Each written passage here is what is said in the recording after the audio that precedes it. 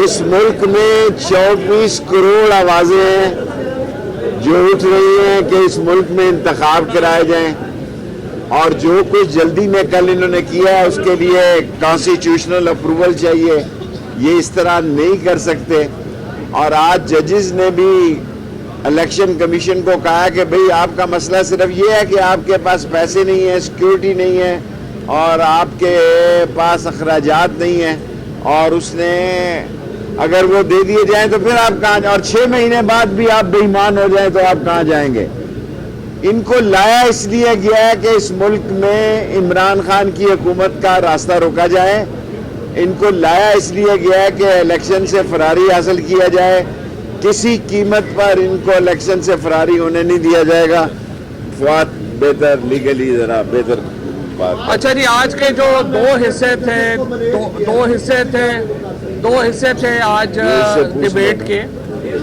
एक हिस्सा है डिबेट का कि आज को बेंच जो है वो 3-2 या 4-7 वाला जो मसला था वो सेटल डाउन हो गया, और इलेक्शन कमीशन ने सुप्रीम कोर्ट को बता दिया कि हम समझते हैं कि फैसला जो था वो 3-2 से था, लिहाजा हमने फैसला जो है उसके ऊपर अमल दरामद कर दिया है।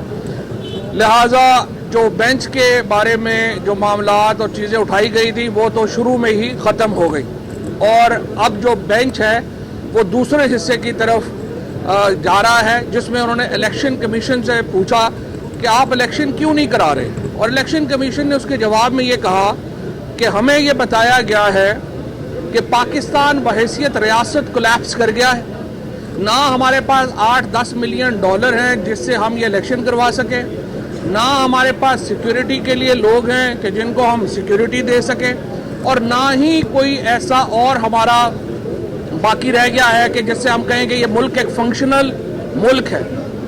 मैं ये समझता हूँ कि अल्लाह का लाख लाख शुक्र है कि आज ये समाअत जो है वो लाइव नहीं थी।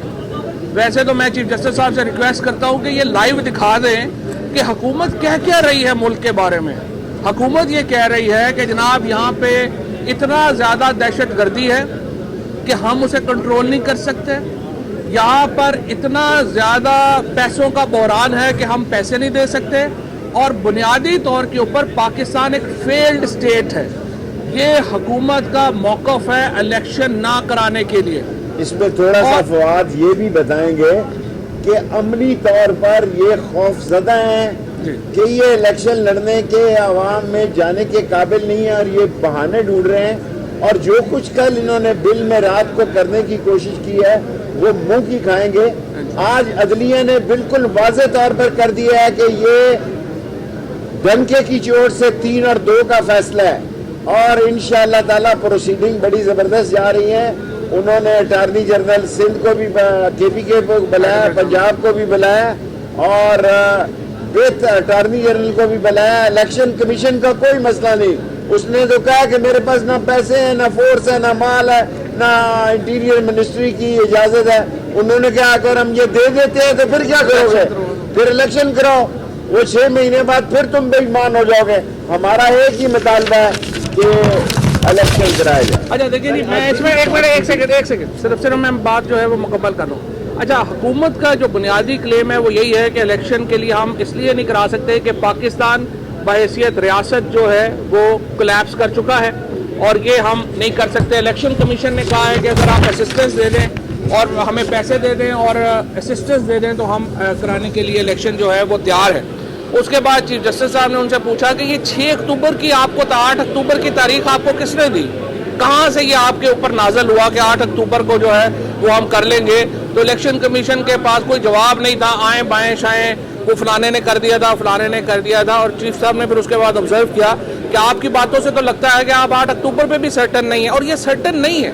जिस तरह शेख साहब ने भी कहा है, देखिए सारा मकसद ये है कि नामजदगियों के ऊपर पाकिस्तान के अवाम को इक़्तिदार से बाहर रखा जाए। अगर ये इतनी सिक्योरिटी सिचुएशन ख़राब है तो आप सारी पुलिस इस वक्त जो है, सारी रेंजर्स जो है वो तहरीके इंसाफ के लोगों को उठाने में क्यों लगी हुई है? सारी इस वक्त सोशल मीडिया के टीम के बच्चे हमारे जो उठाए जा रहे हैं, अजहर मशवानी आज 6ठे दिन में लापता है। ये सारी पुलिस, अगर इतने हालात ख़राब हैं तो आप उनके बताएं कितने टेररिस्ट आपने उठाए हैं। کتنے آپ نے جو اب تک جو پشاور میں ہمارے 100 پولیس کے جوان شہید ہوئے اس کیس کی کیا ڈیٹیل ہے, وہ کون نکلا ہے, کسی کو سزا ہوئی ہے, کوئی بندہ پکڑا گیا ہے, ہمیں تو نہیں پتا. سو بنیادی طور کے اوپر میں سمجھتا ہوں, میں تو چیف صاحب سے میں نے علی ظفر سے ابھی ریکویسٹ یہ کی ہے کہ آپ جب اپنے آرگومنٹس میں کھڑے ہوں تو ریکویسٹ یہ کریں کہ ان کو کہیں کہ یہ عدالت میں یہ آرگومنٹ ٹھیک ہے دے دیا آپ نے, یہ لکھوائیں نہ, کیونکہ دیکھیں کل کانگریشنل ہیئرنگز ہونی ہے پاکستان کے ایٹمی پروگرام کے اوپر, پاکستان کی جو وہاں کی کانگریس ہے وہاں کے اوپر یہ باتیں ہوں گی, اور وہاں پہ یہ بات آئے گی کہ ایک ایسا ملک جس کے پاس $10 ملین بھی نہیں ہے اپنا الیکشن کروانے کے لیے, کیا اسے ایٹمی پروگرام جو ہے وہ اس کو رکھنا چاہیے, کیا اسے لانگ رینج میزائلز پروگرامز رکھنے چاہیے. اور IMF نے پہلے ہی کہہ دیا کہ الیکشنوں سے ہمارا تعلق نہیں ہے. بہت ہی خطرناک آرگومنٹ حکومت دے رہی ہے, اور یہ آرگومنٹ کہ پاکستان بحیثیت ریاست ایک ناکام ریاست ہے, حکومت کی طرف سے یہ آرگومنٹ ایڈوانس کرنا جتنی اس کی مذمت کی جائے اتنا کم ہے. اور صرف آخری بات, یہ جو سپریم کورٹ کو ڈیوائیڈ کرنے کی کوششیں ہیں ان کے اوپر ہم شدید مذمت کرتے ہیں. یہ 1997 کو ریوائیو کرنا چاہتے ہیں پاکستان میں جب چیف جسٹس کو کام سے روکا گیا تھا. آج لائرز کنونشن ہو رہا ہے لاہور میں, ہزاروں وکلا اس میں شامل ہیں, اور اگر ایک لائرز موومنٹ کی ابتدا ہوتی ہے ہم انشاءاللہ اس لائرز موومنٹ کے پیچھے کھڑے ہوں گے. ہم سپریم کورٹ کے جو اندرونی معاملات میں ہمارا کوئی تعلق نہیں ہے, وہ ججز جانے آپس میں, ہم نے سپریم کورٹ کے پیچھے کھڑا ہونا ہے اور انشاءاللہ اس ادارے کو طاقتور ساری قوم کھڑی ہے. ساری قوم